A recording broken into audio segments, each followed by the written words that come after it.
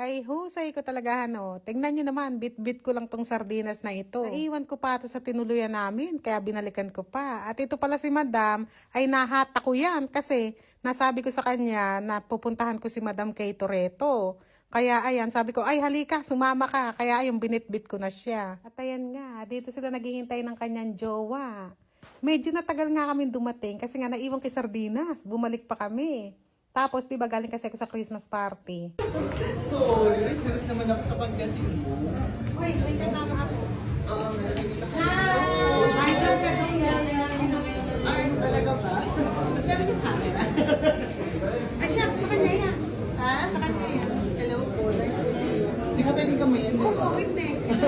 Okay, hindi. Meron din kami sa inyo.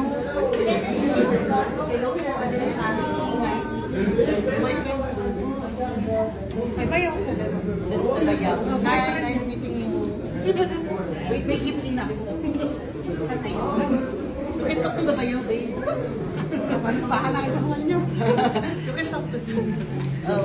Mama, bas? Ay, okay. Mag-hi ka daw sa kanya. Mag-hi ka.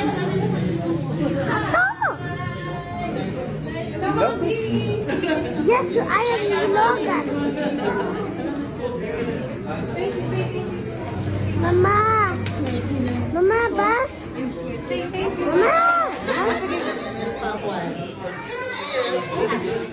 What's the specific thing you enjoy most? That's true. Sabihin mo yung totoo. Sabihin mo yung totoo. Ala. O, diba? Bitin kayo. Abangan nyo na lang sa video ni Madam Kay kung ano ang napag-usapan nila. At hindi rin pala ako nakapag-video masyado nung kami nagkikwentuhan. Kasi nga, iwan ko, na-enjoy ko like kwentuhan. Hindi ko na naisip na mag-video. Kaya abangan nyo na lang sa vlog ni Madam Kay ang aming chikahan. Na para bang siya si Chris Aquino at ako naman si Christy Fermin. Pero minsan, pwede na rin si Boy Abunda. May inaantay rin pala siya mga follower niya from Saudi. Kaya pagdating ng mga bisita niya, ay umalis na rin kami. I-try natin tong Korean Korean noodles na to. Maanghang, pero, ba't sinabi ko maanghang? Sabi ko, i-try. Ibig sabihin, hindi ko pa natatry. Nabibisto tuloy ako. Hindi, natikman ko na ito ba? Pakita ko na sa inyo. Oo, ng kagat. Tulusipon agad ako, sobrang anghang nito. Pero masarap, kaya nga lang utod ng anghang. Pagka kain ko, ay nako, talagang tulo. Kasi po, ay na, sisingot-singot ako. Kaya pala ako nag-video na naman dito. Ano? Kasi may i-chika na naman kasi nyo. Kauuwi ko lang eh. Ano, naglibot-libot kami. Andai ko na-meet ng mga Pinay. Meron kasi lang Christmas party at anniversary, sabay. Andaing mga Pinay doon, mga taga-embassy. Basta, ang saya-saya. Tapos, iminate ko rin si Kay Toretto. Kilala niyo si Kay Toretto? Kain muna tayo.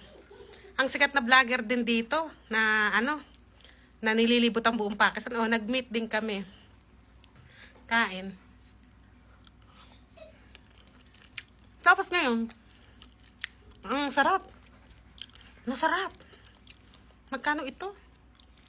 Amar, magkano to? How much? Hindi ako narinig.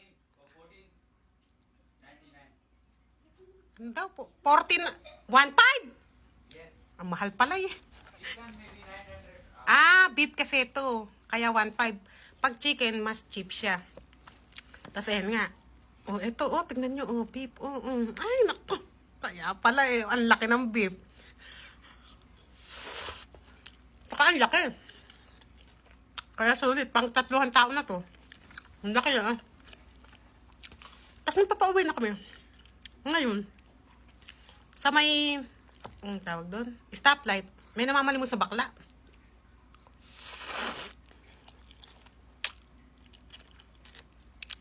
Ngayon, wala akong barya. Sabi ko, Mariam, bigyan mo yung namamalimos. Ala rin barya si Mariam. Pumaldo si Mariam sa, sa Christmas party ng mga Pinay. Dahil yung pera ni Mariam. Ala rin daw siya barya. Usman, bigyan mo, ala rin barya. Ngayon, ang buwisit ng namamalimos sa bakla na yung ipinalangin na ma-aksidente. Ito kami sabi, hindi lang namin nabigyan eh. Sado gigil ng bayaw ko kung hindi lang nag-green yung stoplight. Baka binaba eh. Sabi ko, hayaan mo na. Sabi sa akin tuloy ng bayo ko, kaya sa susunod, Babi, wag na tayo nagbibigay sa mga namamalimos. Yun na lang talagang dapat bigyan. Kunwari, may kapansanan, ganyan na lang bigyan natin. Pero pag wala namang kapansanan, wag na tayo basta-basta nagbibigay. Sabi niya, naiinis, gigil na gigil. Tapos, minsan kasi delikado rin nagbibigay, sabi niya. Kasi, pag nagbigay ka minsan, may nangyari sa kakilala niya, ganun. Pagbigay, pagbukas ng bintana ng sasakyan, tinutukan. O, minsan ganun, Babi, may nagkakaganon. Kaya, hayaan na natin sila, sabi niya. Pinalangan ba naman na maaksidente kami kasi hindi namin nabigyan? Alangan, barya. Ako pa naman tuwa pag nakakita ng bakla na namamalimos. Basta tutuwa ako, gusto ko silang bigyan kasi nga naaawa rin ako. Kasi nga, mga bakla dito kadalasan, ganyan sila namamalimos. Hindi tulad sa atin, di ba, mga bakla, nasa salon, ganyan, madidiscarte, makeup artist. Dito kasi, hindi kasi pwede dito yun, yung bakla ka, makeup artist ka. Kasi, syempre, kahit sabihin mong bakla ka, sandali nga, nangangawit ako. Kahit sabihin mo kasing bakla ka, di ba, magagaling mag-ayos. Ay, makeup artist, sa buhok. Lalaki pa rin kasi yun. Di ba, dito, Muslim country, hindi pwedeng mag-makeup sa'yo, lalaki.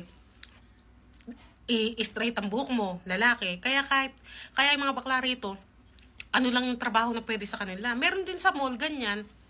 Pero meron pa rin kasing, syempre may discrimination pa rin. Tas yung pamilya kasi nung iba, pag nalaman bakla, itinatakwil, ganun. Kaya ayun, namamali-malimos na lang sila para buhayi sarili, ganun. Tinatakwil yan ng pamilya. Kaya naaawa ako pag may bakla.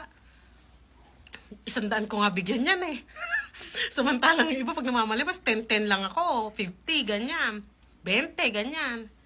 Pag bakla, 100 ako binibigyan kasi nga naawa ako. Sa nangyari, nalungkot ho ako. Pinalangan talagang mag-aksidente sana kami. Kasi nga, hindi namin nabigyan. Hindi naman pwedeng buo ang ibigay ko, hindi man ako mayaman ba? Tsaka, ang dami rin itong namamalimos. Pagbigyan mo 1,000 yan lahat. Ay, sa susunod, ako na mamamalimos nun. Sobrang tayo dito. Sunod-sunod dyan. Tuwa pa ako, no? Nung pabiyahe kami dito sa Islamabad, sa mga stopover, yung mga naglilinis ng salamin, tuwa ako, hindi na nagsasabi minsan, kabod na lang bubuhusan ng tubig. Lilinisin. Stress na stress. Yung bayo ko sabi niya, aba, sabi niya, 5 beses na may naglilinis ng salamin ba? 5 beses, nakalilinis lang niya na. Sabi kasi agad. Tuwa naman ako. Yan mo nakako. Kada hinto may nagsasaboy. Ganun. Minsan nga doble pa eh. Sinabuyan na, nilinis. So maya, hindi pa kami, pag balik namin sa sakin, meron na naman ibang magsasabo. Pero minsan yung iba nagsasabi naman, linisin. Hindi. Pero yung iba, kabod na lang pinipisikan, tapos linisin. Tuwa ako.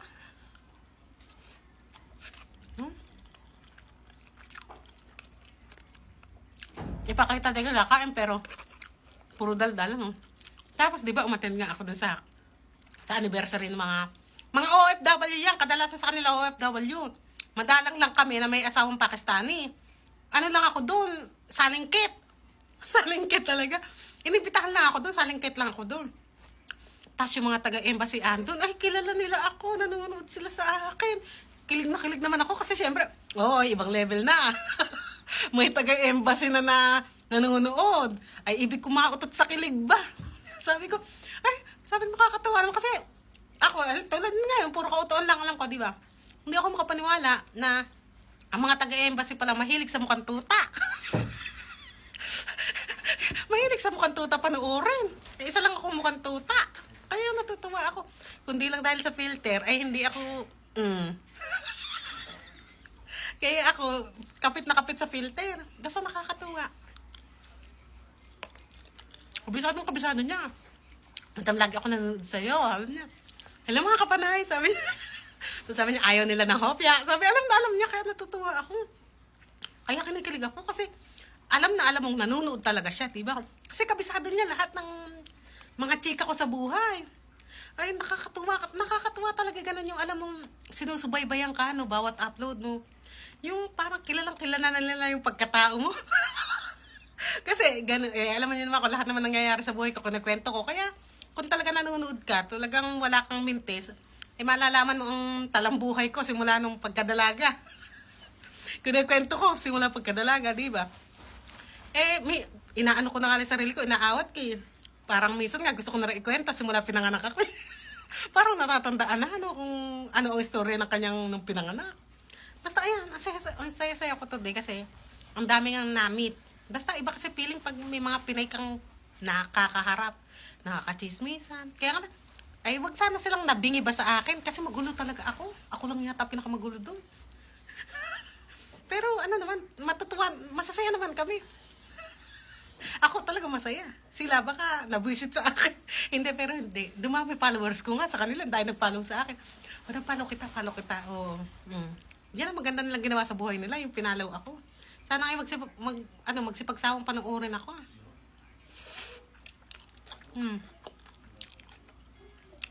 Ang daing sahog, oh. Parang alana. Nakatatlo na ako, eh. Hinahalo kay ubi ko, eh. Parang alana, o nagtatago lang. O inibabaw lang yata yung sahog, eh. Ay, meron pa.